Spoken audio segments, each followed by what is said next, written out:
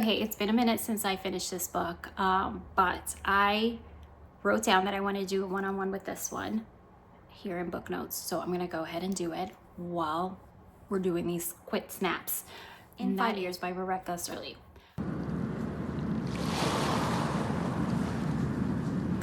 Welcome back, book friends. I'm Arlene from Seaside Reads. So glad you're spending time with me today. Let's get to it. In 5 years. I know this book was around everywhere. It was, I think, a Good Morning America book club pick.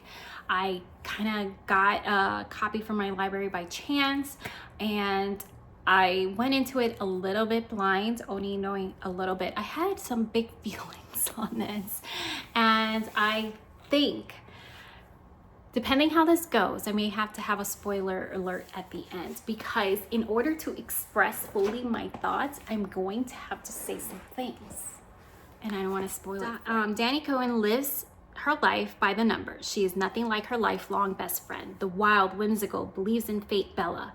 Her meticulous planning seems to have paid off after she nails the most important job interview of her career and accepts her boyfriend's marriage proposal, falling asleep completely content. But when she awakens, she suddenly is in a different apartment with a different ring on her finger, beside a very different man. Danny spends 1 hour exactly 5 years in the future before she wakes up again in her own home on the brink of midnight, but it's 1 hour she cannot shake. Okay. In the thick of this, you would think that this story was like a romance thing, and I think it's more than that.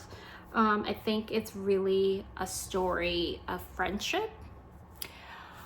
However, I have some issues with this story.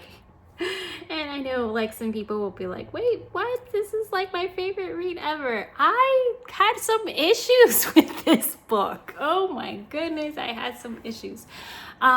Okay, so she falls asleep after like everything that is supposed to happen. She is in a comfortable relationship. She gets engaged to this man, and she gets a job offer, and all seems well. She goes to sleep 5 years in the future, wakes up to this man that she does not recognize, like, who is this dude? And she has a ring on her finger.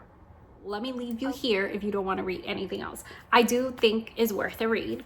I think it's still, at the end of it, is entertaining. Was it what I was expecting? I don't think so.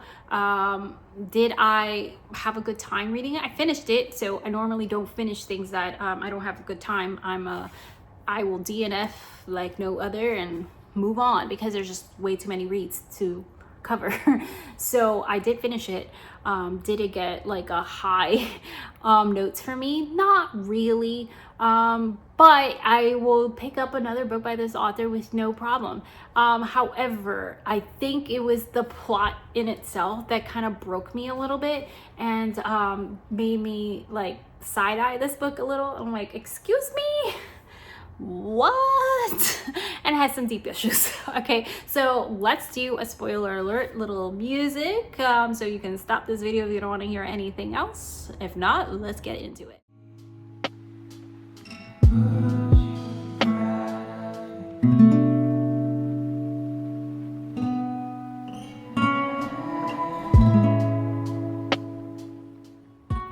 Okay, we're back. Okay, so this is the spoiler section. Warning again, this is the spoiler section. Okay, homegirl has this carefree friend, Bella, and she meets somebody, and I'm fast forwarding quite a bit. And the guy, she kind of just jumps through different partners and stuff like that. Nothing seems serious, as far as I can remember, if I'm not mixing things up. Nothing seems serious. But then she meets this guy that she's really, really like crazy about. She's really digging. And lo and behold, this dream that she's had, or thinks that it was a dream, is the guy that she woke up 5 years from now engaged to in her bed. It's the one that her friend is dating. All right, so full stop right there. All right, your friend's dating him, right? So it's not like she does anything sketchy while that's happening, but the plot thickens, okay? Again, spoiler alert. This is for people that have read it and want to chat about this, okay? Spoiler. Bella gets sick, like really sick. The guy, the 5 year from now guy, he sticks by her through the sickness, through the pain. And as a former GYN oncology nurse, I had all kinds of feels for this because that was the life I led for 10 years with my patients.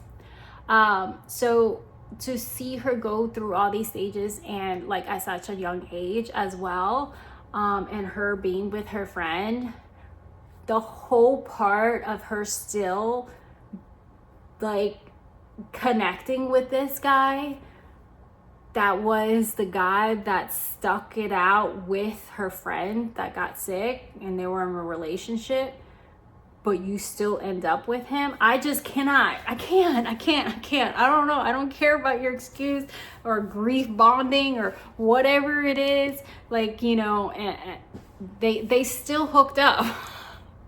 And I had serious issues with that. To me, that was just like, there was just, I couldn't redeem the book at that point. Like, glad I read it. It was still an entertaining read, but to me, that was like past the point of redemption. I cannot. Like, what are you saying? And I know, like, you're not supposed to like everything. And what I totally get that. I literally just had a review of a title that the characters were so complex and did some ugly things.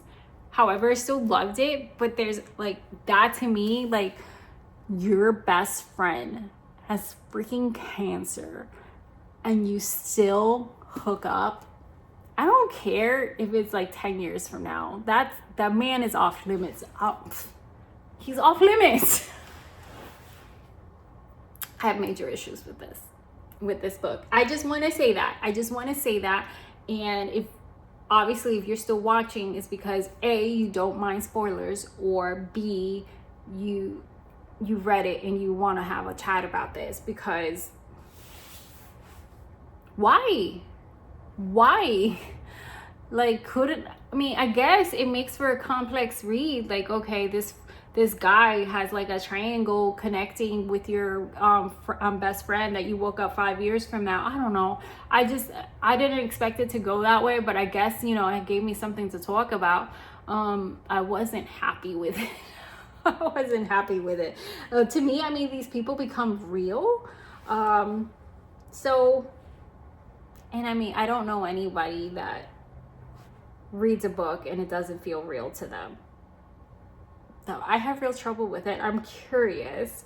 I see so many standout reviews about it, and I'm waiting for the person to be like, listen. Now, she was a great friend. Like, they had a beautiful friendship. So I think that's what made it harder for me. Like, I still felt like a distant betrayal. Like, it was happening to me. Like, what? And I mean, I don't know. I guess especially because knowing how her friend felt about the guy, you didn't have to like marry the guy that you were engaged with at first. That's fine.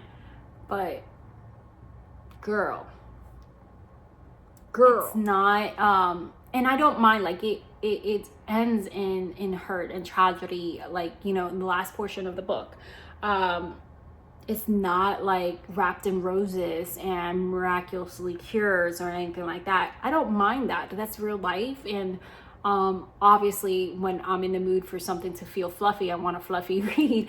But I don't mind when books end in something that is not fluffy. It's okay. I just had a hard time with that. What felt to me like still like a betrayal.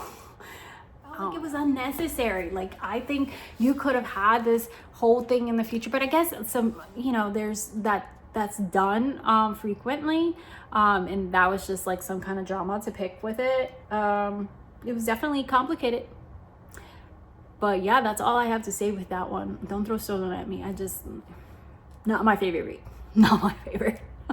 I'll see you guys next time. Don't forget to show your library some love. Bye bye.